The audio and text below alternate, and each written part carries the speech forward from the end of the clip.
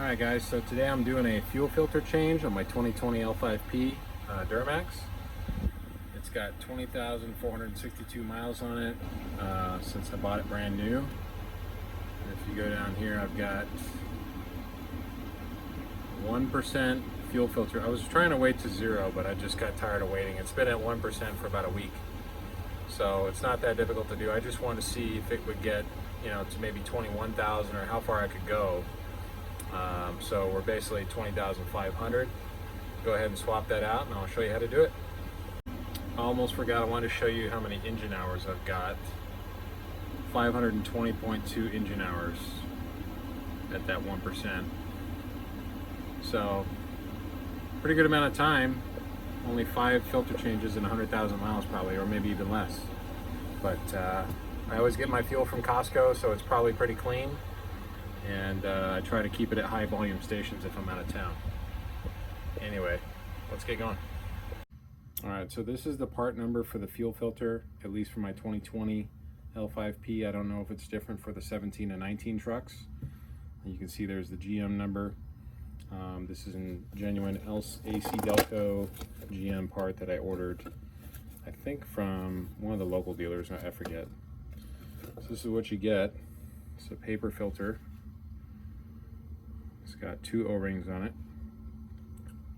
and then there should be a 3rd and 4th O-ring for the actual cartridge that it comes out of. So I'm going to go ahead and get the old one taken out, and then I'll lube up these O-rings before I put the new one in. Alright guys, so here's the truck.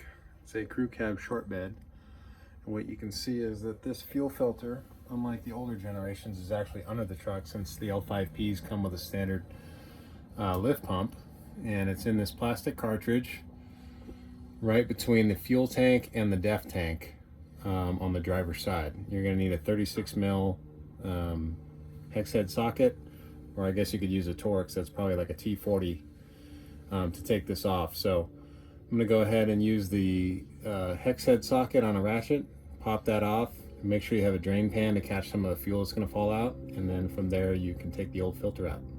Alright, so I just took the fuel filter out. It's still in the bottom cartridge. You can see the O-ring on there, and you can see how dirty this thing is. That's 20,462 miles, or 520 hours of engine runtime. What that looks like. It's pretty filthy. But, in theory, it should actually filter better than a clean filter, because you have more particulate blocking the new particulate. Who knows if that's true or not, but what you want to make sure is there's no tears in the pleats or anything where dirt could have gotten through into the injection system, because this is the low pressure side. The problem is when it gets to the high pressure side, and that's what you're trying to prevent. You can see the old O-ring in there, and so you're going to pop this deal off. I might have to put the phone down. But you pull that out, and then make sure you get the old blue O-ring out, and then you lube up your new ones and put them on. Alright, just so for comparison's sake, I popped the old filter out of the cartridge, which you can see what that looks like. Pop the old one out to give you a side-by-side of a brand new filter as opposed to an old filter. So again, this is 20,462 miles. You can see the, I don't know if you'd call it degradation of the O-ring. It kind of just looks dirty.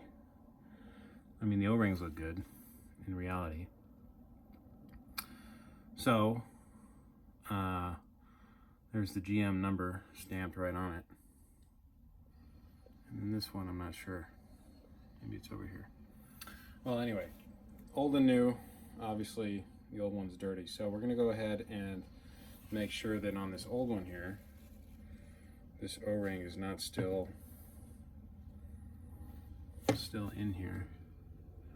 I actually have to check. I think it's in the pump itself, because this little tiny blue O-ring is going to go in the pump, and the big one will obviously replace the old one on the bottom half of the case. So go ahead and get this swapped over, and I'm going to show you inside the pump so you can see what that looks like and what the small O-ring looks like. Alright, we're going to go under the truck here. Let's show you what this pump looks like with no cartridge in it. So you've got a kind of a dipstick, pickup tube here, and that's basically it. You can see the little blue O-ring on the end of it, so you need to take that off. You can use like a little pick. Craftsman sells a nice little set over at Napa. Pop that off, lube it up with some diesel, put the new one on there, and then you'll put the new cartridge in the lower half and then slide it up in there and then thread it in. And I'm going to show you how to do that right now. Alright, so I've got the little blue O-ring back on the dipstick there, or the pickup tube. What I'm going to go ahead and do now is show you how to put this filter. You're going to put it back in here and it's going to pop over that nipple. You just want to go ahead and lube this O-ring up with a little bit of diesel or petroleum jelly or motor oil, whatever you've got. And then it'll just pop down in there like this and it'll seal up. And you're going to hear it click, but first you want to lube it. Alright, so I got this lubed up. I'm going to go ahead and pop it back down in there. And you're going to feel it click into place. Make sure it's flatly seated. You want it straight up and down with an even gap all the way around. Now we're going to go ahead and put a little lube on this inner O-ring. Again, you can use motor oil, WD-40, diesel fuel, whatever you've got to lube it up. And then we'll go ahead and put this back in the truck. Here we go. Let's go ahead and put it back in the truck. Move my drain pan here. Pop it in there so you can start threading it with your hand. And then you'll just want to thread it all the way in, well, as far as you can with your hands. And you're going to go ahead and torque it to whatever this number is on the bottom of the case. For me, I'm probably just going to go ahead and tighten it up because I think that's Newton meters. It's hard to read. Tighten it up till it's snug, and then I'll show you how to prime the fuel system before you start the truck. Alright, so we've got the fuel filter inserted into the truck. We're going to go ahead and prime it before we start, but before I do that, I want to show you. When we took the filter off, I put the drain pan under it. It probably got somewhere around, I'd say 10 to 12 ounces of diesel out of there. I wouldn't recommend, unless you have a very clean bucket, pouring this back in your tank. Me, I'm either going to let it evaporate or throw it on a fire. But you can see this is full of crap. So this old fuel filter, you could probably just throw it away. Don't know, you should probably check with your local authorities or call your local auto shop and find out if you can just throw it in the trash. I'm not really sure because it's been a long time since I've done a fuel filter change, but I think normally I would just throw it in the trash. Alright, so before you start the truck, you need to prime it because now that you've got the new fuel filter in there, you have no fuel in the pump. So what you want to do is get in the truck. Don't put your foot on the brake like if you were going to start it. And with these 2020s, it's a push to start. You'll press it, and then you'll hear the fuel filter prime.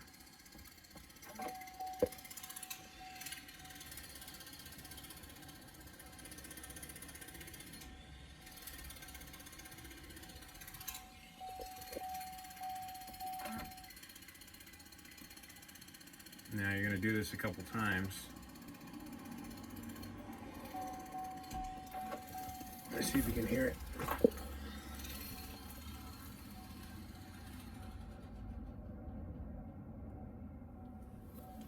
Well, actually, don't hear it. So let me see if try that again.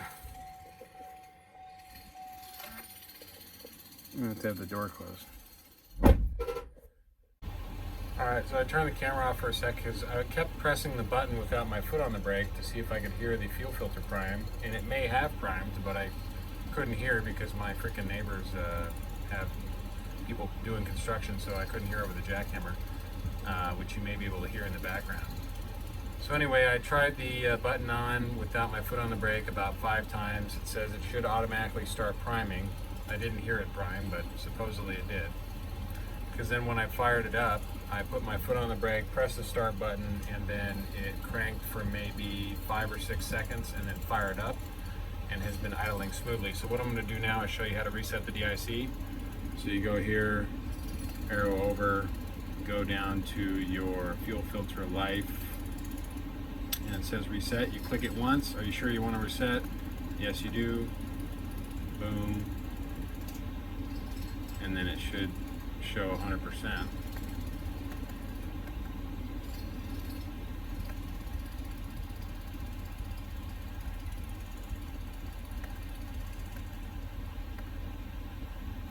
sure why that's not. Maybe I have to push and hold. I don't know. Doesn't seem to be. Let me turn it off and turn it on.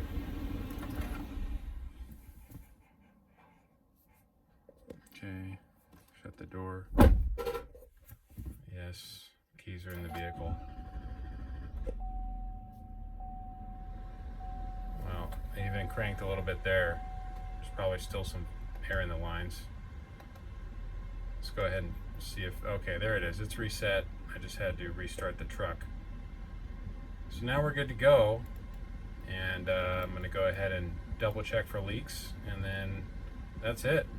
Pretty easy. It's a lot easier to change a fuel filter on these L5Ps.